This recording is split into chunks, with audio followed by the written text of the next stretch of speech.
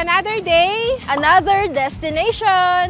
At ayun nga, Jess, nakikita natin ngayon kahit sa online. Alam mo yung sikat na sikat ngayon yung mga yogurt.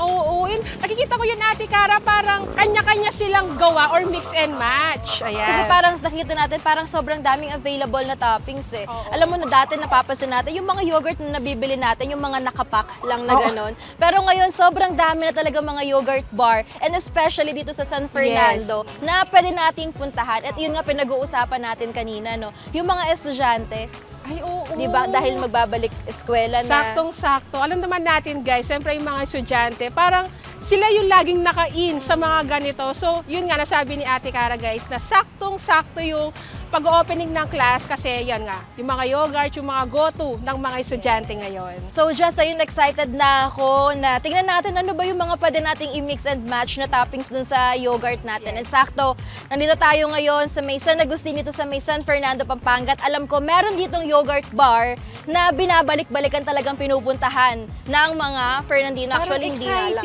Yes. So, G ka ba? Try natin? Of course, G! Let's go, guys!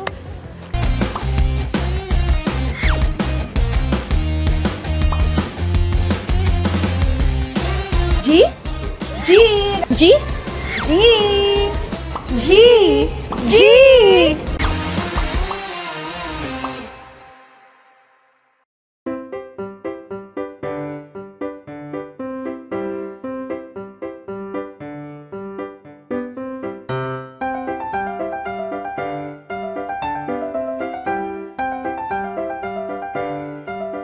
So ayun, Ate Cara, sa mga gusto mag-visit dito, no need to worry kasi may parking space sila. Sobrang Yan. lawak ng parking. Yes. So, sa tapat lang mismo ng store nila, nandito na yung kanilang. And speaking of store, Ate Cara, nakikita ko na. Grabe, ang cute. Ang cute, no? Parang ano, Cutesy. ang nakikita ko sa color niya, para siyang jelly.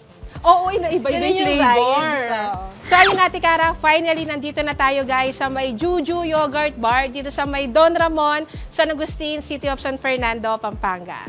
So, pasok na tayo, Jazz. Tingnan natin kung ano yung mga available na toppings ng yogurt dito sa kanilang yogurt bar. So, G? G! Let's go, guys!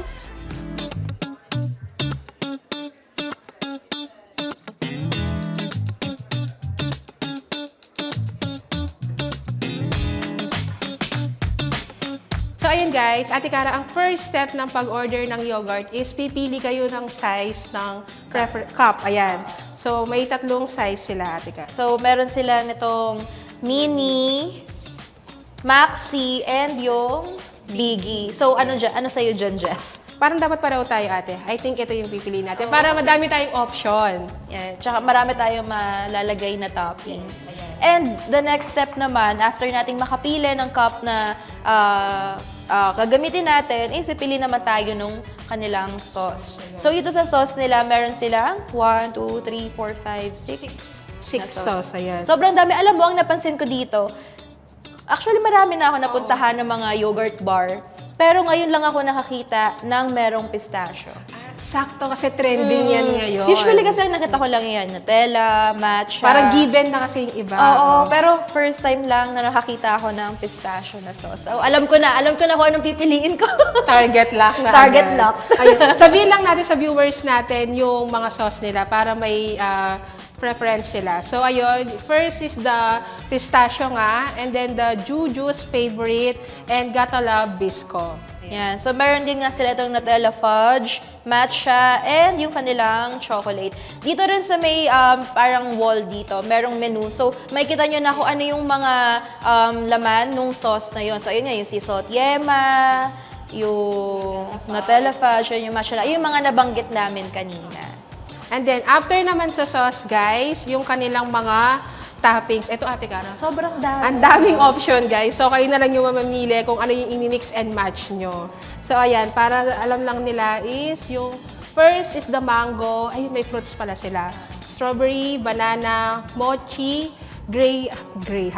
crushed graham, frosties, crushed Oreo, and the choco chips. Yan. And dagdag pa natin dun sa kanilang mga fruits. Meron din silang dragon fruit, kiwi, grapes, and meron din silang chocolate, granola, mini mallow, sprinkles, and yung kanilang crunch of the day. Diba parang as in super dami nating pwedeng pagpilian. Parang nagkaka-idea na kung ano yung sa akin. Pero ikaw kasi meron ka ng sauce eh. So, Excited na akong mamili. so start na tayo mag-order. Ayan, so Jazz, ano yung mga pipiliin mo na sauce? Ako, kanina ko pa target yun, Ate Cara. Itong Gatala Biscoff yun po yung akin. Sa'yo, Ate? Sa akin, gusto ko mag-try ng dalawang sauce. So, pipiliin ko yung isang sea salt yema po, tsaka isang oh my pistachio. Expect ko itong matcha kasi di ba Hindi, gusto mo next yun? time muna. Bye ka mo. Oo, kakalimutan mo na kita ngayong araw na to. Yes. And then, dito naman tayo, Ate. Sarap po yan, daming choices. Ha? Sige, kaya mo yan. I think bagay dun sa Biscoff itong crushed graham. Tapos mango. And then, itong mini mallows para may color siya. Ayan. Sa akin po, banana, crushed graham din po, tsaka mini mallows. Parang nagkapalit lang tayo, nagkaiba lang tayo ng fruit. Fruits. Ayun. Ayan. So, ayun po.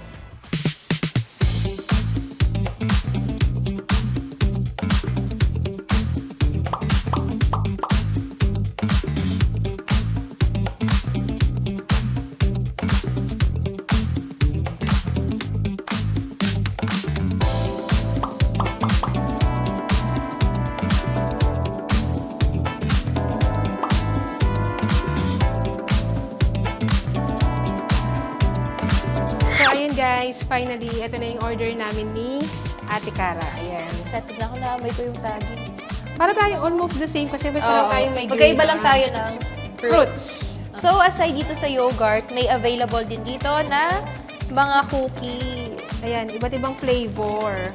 So, mag-try tayo ng iba't ibang flavor para matikman natin sila lahat. Ito match siya sa akin sa Gatala Biscoff cookie. Yan. So, meron din silang chocolate chip cookies and yung kanilang Black. black sesame cookies. So, let's try na natin. Excited na Let's ako. go, guys! Let's go! So, ayun guys, finally, Ate Cara, taste test na. So, ayun, this time, ito yung akin, yung kaninang in-order ko. Tapos, may cookies din tayo dito guys na ita-try. Ayan. Let's try. So, unahin na natin yung ating yogurt. Grabe, ang laki pala nito. Oo. Sarap. Nice choice yung akin. Dapat talaga may fruits. Kasi nagbe-blend siya dun sa sweet ng sauce. Yun, perfect siya. Sarap. Ito kasi sobrang dami niya and yung mismong flavor kasi, ikaw yung magdedesisyon. Kasi nga may choice ka and freedom to choose kung ano yung mga pipiliin mo. So yung naging combination ko is, I think, good siya. Aside dun sa taste, syempre yung experience din eh. Na, ayun nga, sobrang dami ng pagpipilian, ng simula dun sa sauce, hanggang dun sa may crunch. Hanggang dun sa may crunches. Kasi super daming pagpipilian. Alam mo, kanina sinasabi ko sa'yo, parang ito yung dessert na hindi ka magigilty. Oo. Nakainin kahit na marami. Kasi alam naman natin yung yogurt is Healthy siya. healthy siya. So, okay lang na damihan yung kain ng yogurt. Hindi, joke lang. Siyempre, in moderately pa rin, siyempre, yung pagkain. Pero, ang sarap. At, ayun nga, alam naman natin yung panahon ngayon. Ayan, example, ngayon, maaraw. Oo. Pero, in the past few days kasi napapansin natin na nag-uulan na eh. Parang perfect din to, tong yogurt. Parang kahit na ano yung panahon, umuulan, umaaraw, di ba? Tapos Ate Cara, di ba kaninang intro namin guys, na-mention namin doon dahil may pasok na ulit. So basically yung mga estudyante is, ito yung parang go-to din nila. So ayun, napipil ko kasi yung mga estudyante, nakikita ko din sa social media na parang kanya-kanya sila ng pili. Ito guys, yung sa Juju, may ibang concept sila. Kasi napansin nyo kanina, yung staff nila, siya yung naglagay ng mga toppings, mga sauce and all. Kasi sa Juju guys, mas priority nila yung Cleanliness. Cleanliness, So, parang ayun.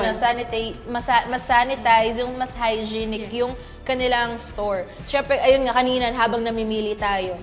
Alam mo yun, parang siyempre, na-excite tayo mamili, di ba? Parang hindi maiiwasan na habang nagsasalita nga tayo. Kung hindi siya covered, parang siyempre hindi natin maiiwasan na may mga something.